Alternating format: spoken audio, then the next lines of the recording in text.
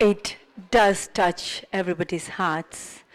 And I think if we could have the lights, please. And you could see it starts even when you are conceived, when the child is conceived and what they see with what parents have done. You know, like there is a story about Abhimanyu saying something happening, listening the chord of getting out. It's very similar to that, like it does get picked up. And how do we stop this abuse happening?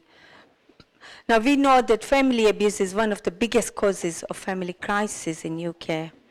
One that puts life in risk, isolates people, undermines mental health, and costs the taxpayer a lot of money, especially within the NHS.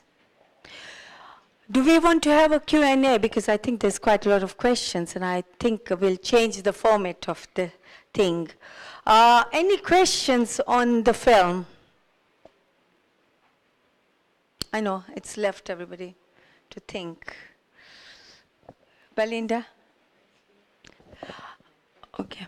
So think about questions, and what I'll do is we'll talk a little bit more about, I've been approached by quite a few people to talk about a number of things, but what I will do is I'll ask my co-speaker, Dr. Belinda, to come forward and carry on the next part, and then we'll come back. Thank you.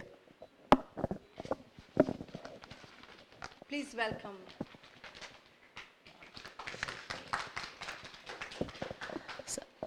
Thank you. I think that film was very powerful.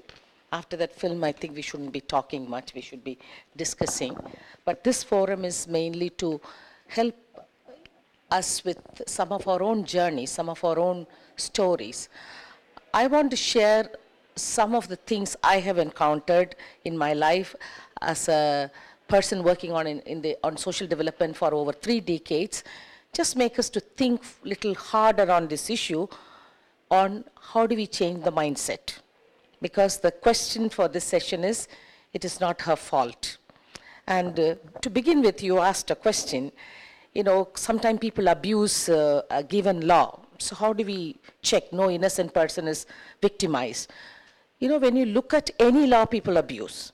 But here, when we talk about the abuse women go through, we are talking about a social trend. We are talking about a social trend. If there are men who are abused in the system, certainly we need to take that and as a case, and we need to deal with that. I'm not denying that. But what we are looking at here is a social trend. Last year, I was at the Commission on Status of Women in New York. There was a huge session. This happened after 20 years after Beijing. All of you must have read about the 12 indicators for development on violence against women, the pledge made by all global governments and the national governments.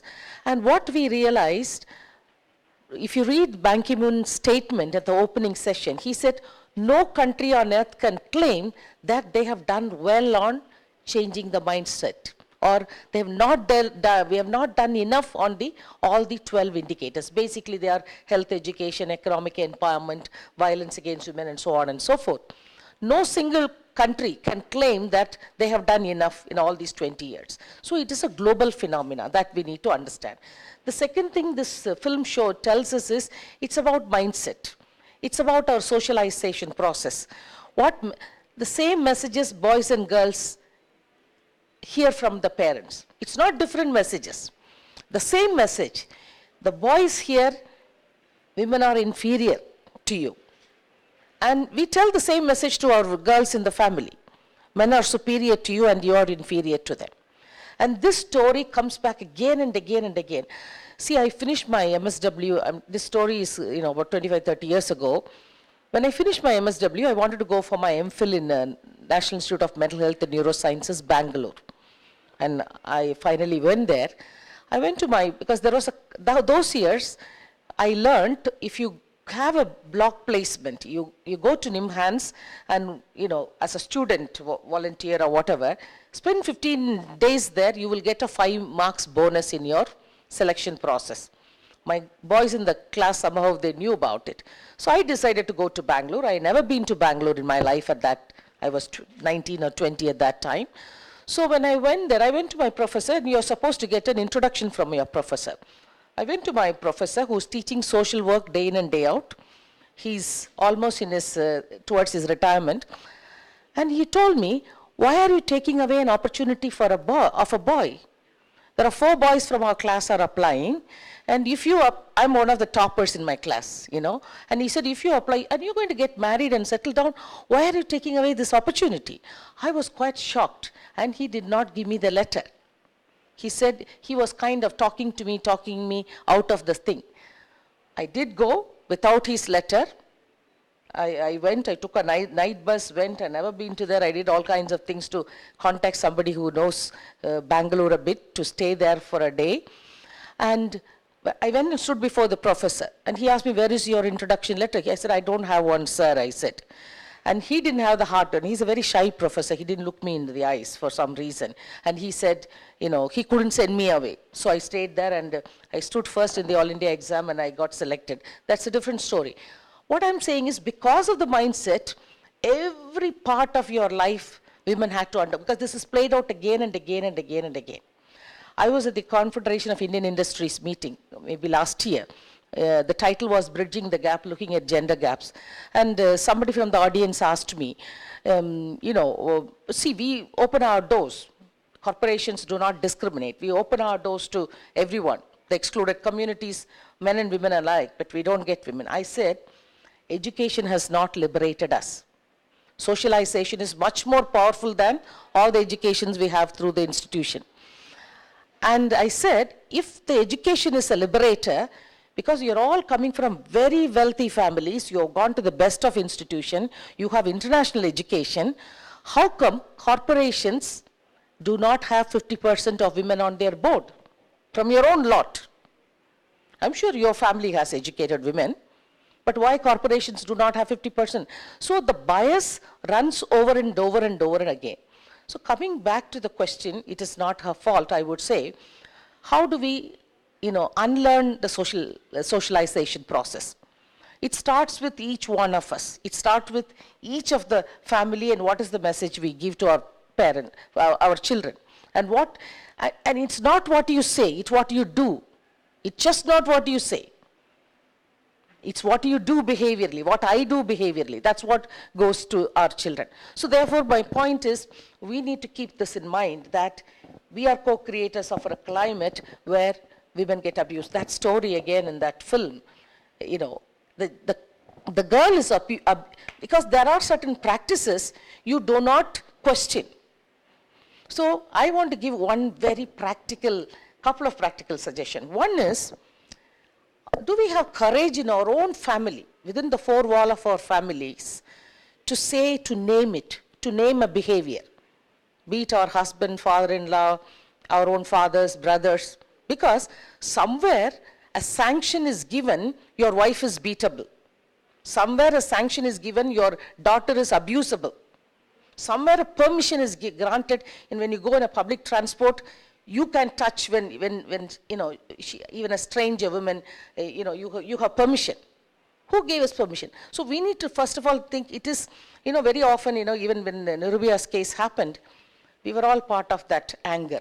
All of us, many of us were on the streets and so on.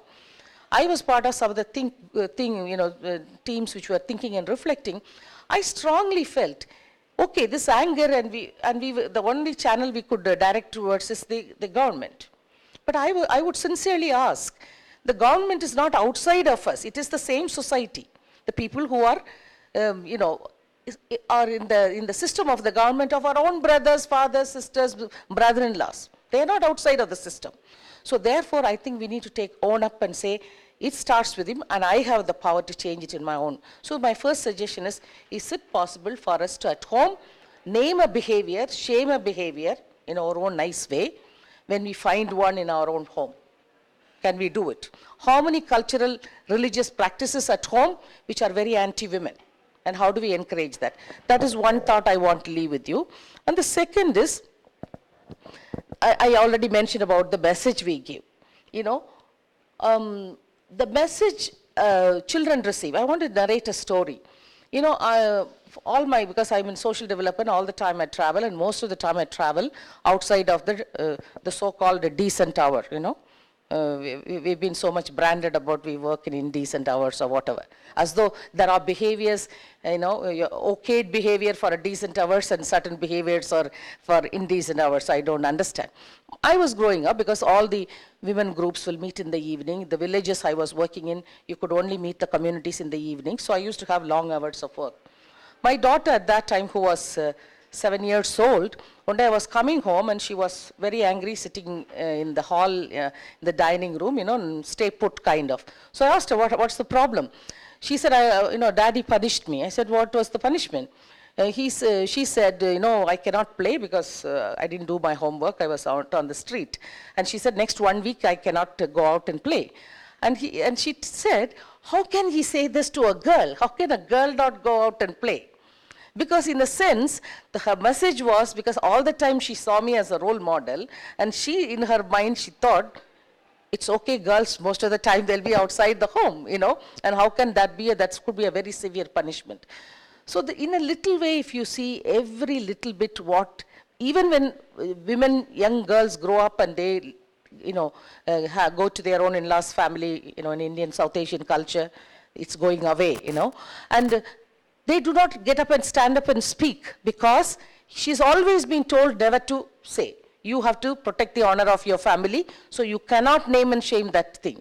So it's always on her. It's always on her. So therefore, how do we co-create a culture in our own family to name when our own husbands, when we say that behavior is not acceptable? How do you bring it to a dialogue?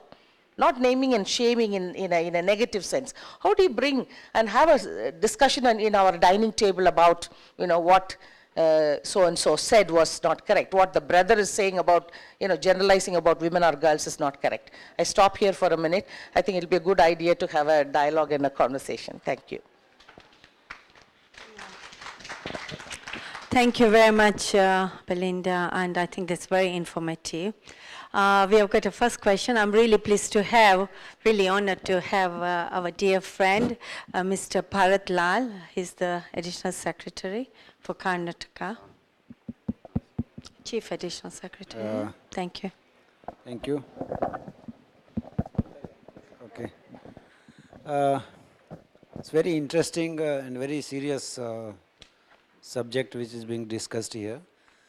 I would like to know that whether there is any society in the world where there is no violence of this type. That is one thing, because I have not traveled across the globe. But we have seen a few months back, we saw one YouTube which a boy and girl had made in US, wherein the boyfriend is clicking how that girl undergoes the various comments and sexual comments when she travels around the cities in US, and then that went viral. That's one